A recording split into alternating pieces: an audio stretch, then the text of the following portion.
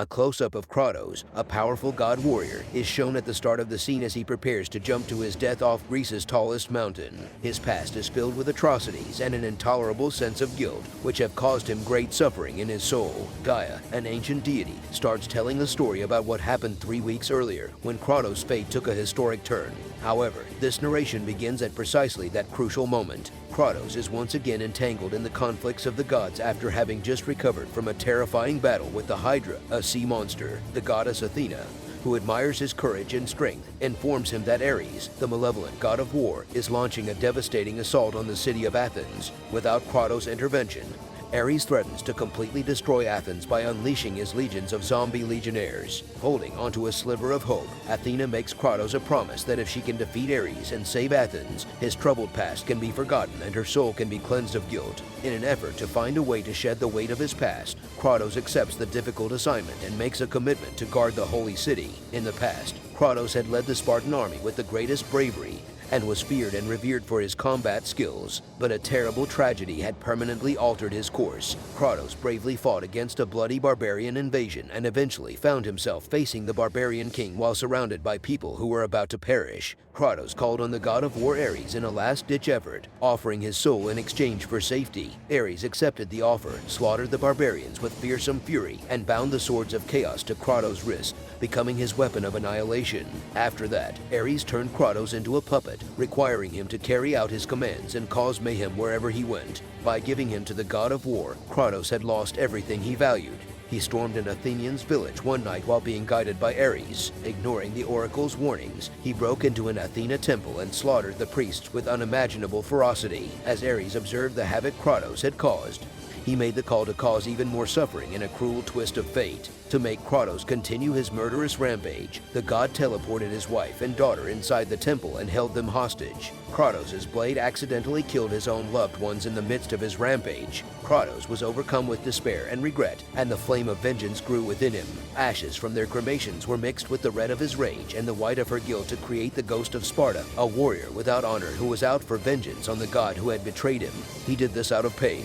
With each step, Kratos moved closer to Athens. The city, once prosperous and magnificent, had become a battleground overrun with evil creatures, and the streets were stained with blood. The warrior, however, had no fear and dove headfirst into the carnage Ares had unleashed. One of his first casualties was the Gorgon Medusa. Medusa tried to kill Kratos with her terrifying gaze, but she was defeated by the god of war's fighting skills and unyielding temper. In addition to defeating Medusa, he dared to decapitate her and take her petrified head as evidence of her victory with him. However, he still had to face his greatest challenge. The sage oracle of Athena, keeper of divine knowledge, had been taken prisoner by the harpies of Ares and was being held captive in his temple. With the goal of liberating her and learning the secret of Pandora's box, the only thing capable of stopping Ares, Kratos set out. Kratos came upon a mysterious character named the Digger as he continued forward.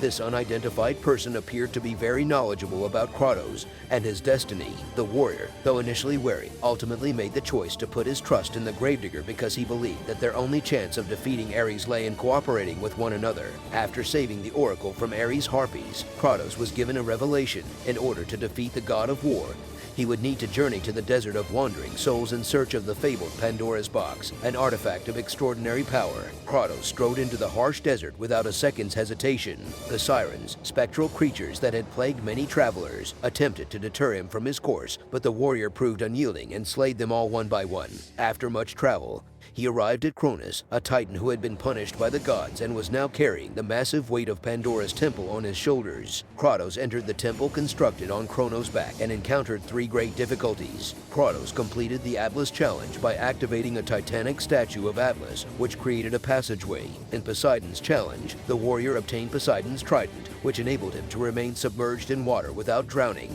whereas in Hades' challenge, he faced a labyrinth filled with horrifying monsters and a huge temple guardian. Kratos faced every challenge head-on and prevailed, eventually finding the body of the temple's architect, where Pandora's box was concealed. His victory was short-lived. though, as Ares, sensing Kratos' betrayal, hurled a column splinter from far-off Athens, severely injuring him.